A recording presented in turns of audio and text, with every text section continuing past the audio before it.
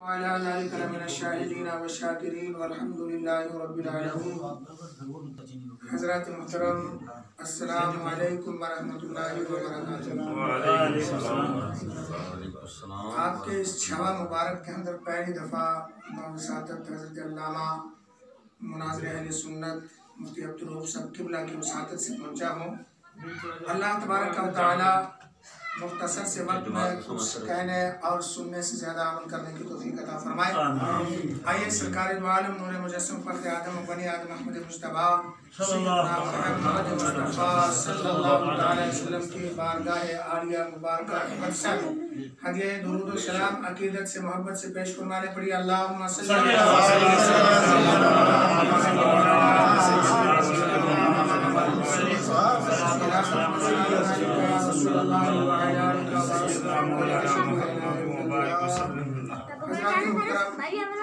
ہم اپنے مقدر پہ جتنا ناز کریں اتنا کم ہے، اس لیے کہ رب ذوالجلال نے ہمیں سنی بنایا ہے. حضور سے کہو سبحان اللہ. اور ہمارے رب کا یہ کرم ہے کہ ہم باادب ہیں، بے ادب نہیں ہیں. انبیاء کرام کے بھی باادب اور صحابہ کرام کے بھی باادب اور تابعین و تبع تابعین کے بھی باادب اور جمیع اولیاء کاملین کے بھی باادب ہیں. خیر دوسرے انداز میں یہ کہوں گا کہ رب ذوالجلال نے کرم فرمایا کہ ہم اولیاء کاملین کے غلام ہیں. ہم اولیاء کاملین کے غلام ہیں اور آج ایک ولی کامل کی بارگاہ کے اندر ہم بیٹھے ہیں، اپنے اپنی حوائج لے کر، اپنی اپنی پریشانیاں لے کر، مجبوریاں لے کر آئے ہیں اور امید کامل کرتے ہیں کہ رب ذوالجلال اپنے مقبول بندوں کے صدقے میں ہم سب کی مجبوریوں کو دور فرما دے. ہمارے اکابرین نے ہمیں یہی سکھایا ہے. وقت مختصر ہے اور بڑی توجہ سے چند جملے سنیں. ہمارے اکابرین نے یہی فرمایا ہے کہ اپنے اپنے دور کے اندر اولیاء کاملین کے دامن کو مت چھوڑنا. اولیاء کاملین کے دامن کو مت چھوڑنا. یہاں تک کہ شیخ سعدی شرازی رحمہ اللہ آپ ارشاد فرماتے ہیں، زیادہ دلائل تو دینے کا وقت ہی نہیں ہے، آپ ارشاد فرماتے ہیں گلے خوشبوئے در حمام روزے رسید از دست محبوب بدستم. فرماتے ہیں کہ حمام میں پہنچا تو ایک محبوب کے ہاتھ سے مجھے خوشبودار مٹی ملی، خوشبودار مٹی ملی. فرماتے ہیں بدو گفتم مشکے یا عبیرے کہ زبوئے دل اویز تو مستم. فرماتے ہیں میں نے مٹی سے خطاب کیا، مخاطب ہوا اور میں نے پوچھا اے مٹی بتا تو کہ مشک ہے یا امبر ہے، بتا تو مشک ہے یا امبر ہے کہ تیرے دل لبھانے والی بو سے، خوشبو سے میں مست ہو رہا ہوں. سبحان اللہ. آپ فرماتے ہیں رب ذوالجلال نے مٹی کو زبان عطا فرمائی، مٹی کو زبان عطا فرمائی اور مٹی بول کے کہتی ہے باگفتہ من گلے ناچیز بودم ولیکن مدتے باگل نشستم. کہنے لگی کہ اے شہزادی سن لو ذرا، میں تو وہی ناچیز مٹی تھی لیکن کمال مجھ میں اپنا نہیں ہے. عرصہ سے میں ایک پھول کے پاس بیٹھی رہی ہوں. جمال ہم نشین درمن اثر کرد، جمال ہم نشین درمن اثر کرد وگر نمن ہما خاکم کے ہستم. ہم نشین کے جمال نے مجھ پہ اثر کر لیا ہے، اگر ایسا نہ ہوتا تو میں تو وہی مٹی تھی جو کہ عام مٹی ہوتی ہے. شیخ سعدی علیہ رحمہ یہ حقائق بیان کرنے کے بعد تاثر دینا چاہتے ہیں، نتیجہ قائم کرنا چاہتے ہیں کہ اگر مٹی بیٹھے پھول کے پاس تو وہ فیضیاب ہو جاتی ہے، اس کے اندر خوشبو آ جایا کرتی ہے. اے انسان اگر تو رب کے ولیوں کے پاس بیٹھے گا تو فیضیاب کیوں نہیں ہوگا. کتنا پیارا درس ہے، کتنی پیاری عظمت والا درس ہے کہ اولیاء کاملین کے دامن کو مت چھوڑنا. اور اولیاء کاملین کی تو شان نرالی ہے. آؤ ماہ مبارک ربیع الثانی شریف کا چل رہا ہے جو سیدنا غوث اعظم جیلانی رحمہ اللہ سے منسوب ہے. ذرا آپ ان کی شان کو ملاحظہ فرما لیجئے. آپ فرماتے ہیں نظرت الی بلاد اللہ جمعا کخردلۃ علی حکم اتصالی.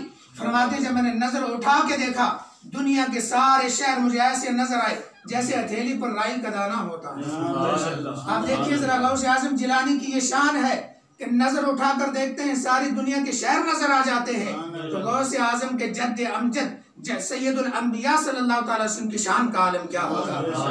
آپ فرماتے ہیں ان السعداء والاشقیاء لَيُرَدُونَ عَلَيَّ، اے لوگوں آپ کو معلوم ہونا چاہیے، غوث اعظم جیلانی فرماتے ہیں کہ سارے نیک بخت انسان اور سارے بدبخت انسان مجھ پر پیش کیے جاتے ہیں، سبحان اللہ، مجھ پر پیش کیے جاتے ہیں۔ پھر اگلا جملہ آپ ارشاد فرماتے ہیں عینی فی اللوح المحفوظ، فرماتے ہیں ہوتا تو میں بغداد کے اندر ہوں، نظر اٹھا کے دیکھتا ہوں تو لوح محفوظ نظر آ جاتا ہے، اور سبحان اللہ، ہوتا ہوں بغداد کے اندر، نظر اٹھا کے دیکھتا ہوں تو لوح محفوظ مجھے نظر آ جاتی ہے، سبحان اللہ۔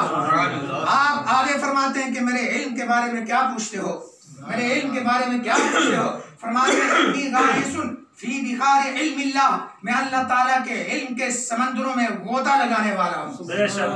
آپ غور کیجئے ذرا، اگر سید الانبیاء صلی اللہ تعالیٰ علیہ وسلم کے لخت جگر غوث اعظم جیلانی رحمہ اللہ غور کرے اور خوب سمجھ لے کہ آپ اللہ کے ولی ہیں، کہو سبحان اللہ، نبی نہیں ہے، نبی نہیں ہے۔ اور ہمارا اہل سنت و جماعت کا عقیدہ ہے ساری کائنات کے اولیاء کاملین اقطاب و ابدال مل جائے تو اللہ تبارک و تعالیٰ کے نبی کے کسی ایک صحابی کے درجے کو نہیں پہنچ پاتے۔ میرے دوستوں اور بزرگوں، اور ساری کائنات کے انبیاء مل جائیں تو آمنہ کے در یتیم کے مقام کو نہیں پا سکتے ہیں۔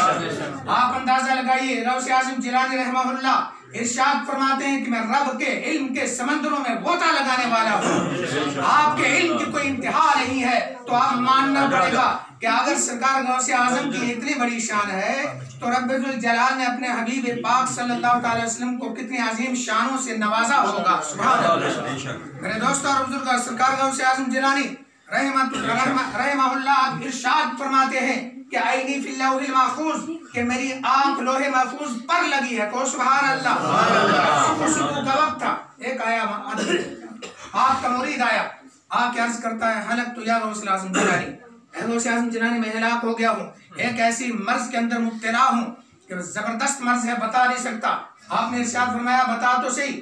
کہنے لگا رات کو سویا تھا، بڑی توجہ ہے نا آپ کی، رات کو سویا تھا اور 70 مرتبہ غسل کی حاجت ہوئی ہے، سبحان اللہ، رات کو سویا تھا 70 مرتبہ غسل کی حاجت ہوئی ہے، پریشان حال ہوں، اے غوث اعظم جیلانی کیا کیا جائے گا، ارشاد فرما دیجئے میری یہ بیماری دور ہونی چاہیے۔